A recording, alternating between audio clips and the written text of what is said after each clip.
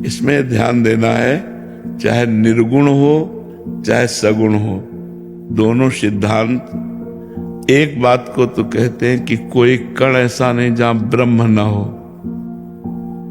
बात समझ रहे हो? कोई ऐसा कण नहीं जहां परमात्मा न हो। ये सुना है कि नहीं सुना है? चाहे निर्गुण उपासना में चलो चाहे सगुण उपासना में चलो, तो जब परमात्मा के बिना कोई कण नहीं है, मंदिर में परमात्मा नहीं है क्या? मंदिर में परमात्मा है महाराज जी। एक संतों की वाणी में सुना था, कबीर साहब की वाणी में, कि 100 वर्षा भक्ति करे एक दिन पूजे आन, के कबीर वो जीव पड़े 84 खान। एक दिन पूजे आन मतलब आन उपासना नहीं होनी चाहिए। आन संसार को कहते हैं। हमारे आचार्य कहते हैं, कहे हरिदास ते जीव विमुख भये जे दूसरी कर डारी। आन का मतलब क्या होता है? दूसरा, दूसरी कर डारी। हम भगवान के भक्त हैं, किसी स्त्री पुरुष का आश्रय ले लिए, किसी भोग का आश्रय ले लिए, किसी और का बल ले लिए, बोले भक्ति में कलंक कर दिया, भक्ति को नष्ट कर दिया। तो ये समझने का विषय है कि 100 वर्ष आप भक्ति कर रहे हो और किसी दूसरे को मान लिया, किसी दूसरे को स्वीकार कर लिया, तो दूसरा कौन? माया। दो ही तो हैं।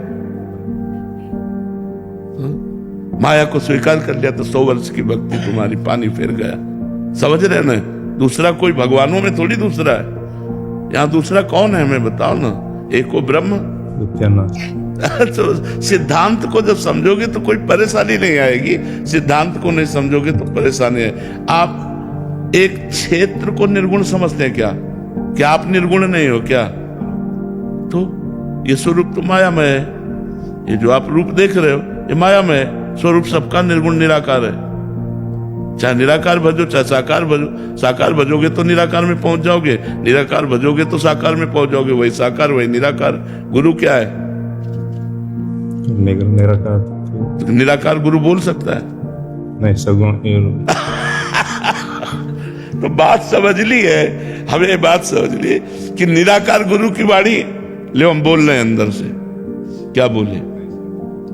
अब हम बोल रहे हैं, ये सुनाई दे रहा है कि नहीं? तो अगर हम कहीं भी पहुंचते हैं तो सगुण साकार से निराकार तक पहुंचते हैं, क्योंकि हम सगुणों में फंस गए हैं। सगुण गुण सहित तीनों गुणों से रचित जो 3 देह हैं, स्थूल, सूक्ष्म और कारण, इनमें हम फंस चुके हैं। तो कांटे से कांटा निकाल दो। आप तो निर्गुण थे, आप निर्गुण हैं, आप निर्गुण रहेंगे। आप गुणातीत है। निर्गुण का मतलब जानते हो क्या होता है? जो मायातीत है, गुणातीत है, वो आपका स्वरूप है। जो आपका स्वरूप है वो एक है। वही एक अनेक रूपों में भास रहा है। एक ही है, दूसरा थोड़ी। आपका स्वरूप, आपके गुरु का स्वरूप, कबीरदास जी का स्वरूप, सबका एक ही स्वरूप है। आत्मा तो एक है ना, शरीर अनेक है। जैसे 5000 घड़े रख दिए जाए और उनमें सूर्य का प्रतिबिंब पड़े तो सूर्य 5000 हो जाएंगे क्या? सूर्य तो एक ही रहेगा। और सब घड़े फोड़ दिए जाए तो सूर्य को कोई फर्क पड़ेगा क्या? वो एक ही तो रहेगा। ये थोड़ा ज्ञान का जब विकास होता है तो हमको परेशानी नहीं होती। जैसे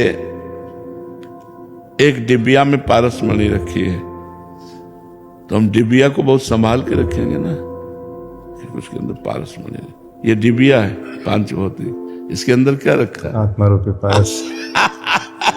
तो हम इसका भी आदर करते हैं, इसको बहुत संभालते हैं, बहुत प्यार करते हैं, क्योंकि इसमें ही आत्मा विराजमान है, इसमें भी आत्म तत्व विराजमान है। तो जब हम तत्व के उपासक हैं तो तीर्थों में भी गंगा, यमुना, गोदावरी, नर्मदा, ये सब भगवान का साक्षात स्वरूप है। ये त्रिगुण माया से पार करने के लिए स्वयं प्रवाहित हो रहे हैं भगवान इन रूपों में।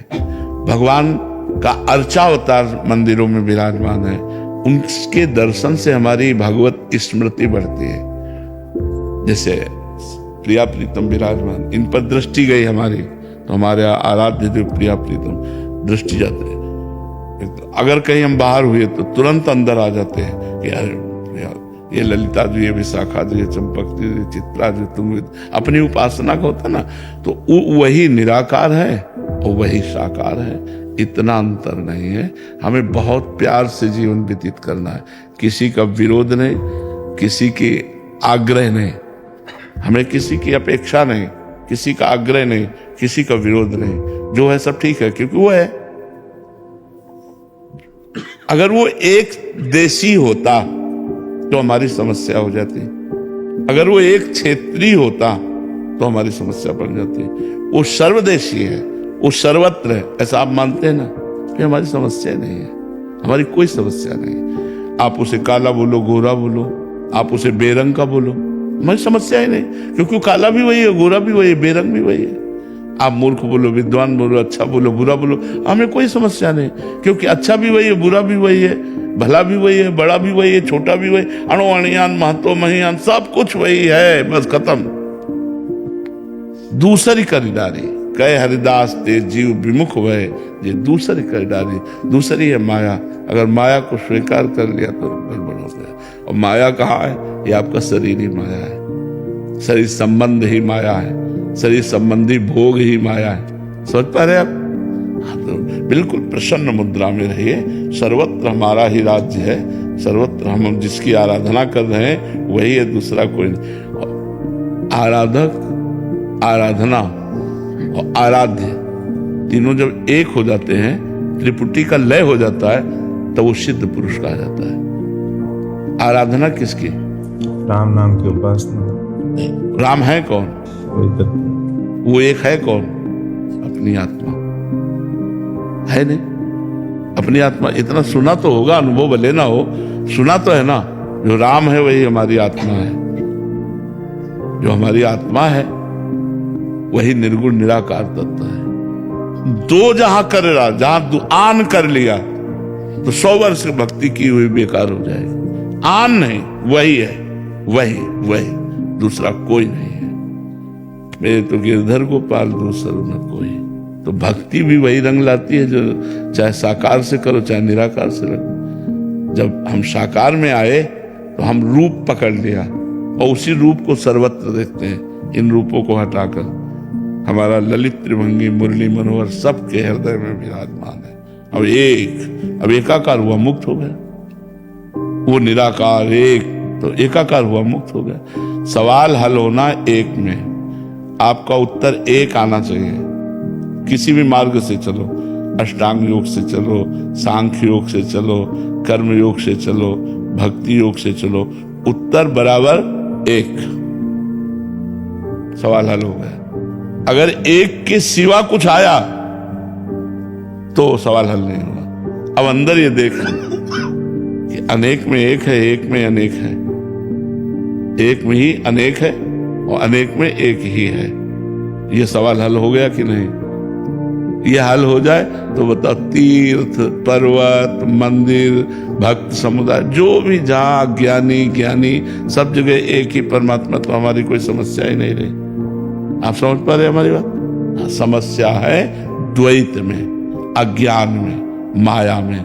ज्ञान में समस्या नहीं, चाहे वो भक्ति से ज्ञान हो, चाहे वो ज्ञान से ज्ञान हो, ज्ञान से ज्ञान का मार्ग हो, चाहे भक्ति से ज्ञान का मार्ग हो, दोनों में ज्ञान हो जाता है और वो माया मुक्त हो जाता है।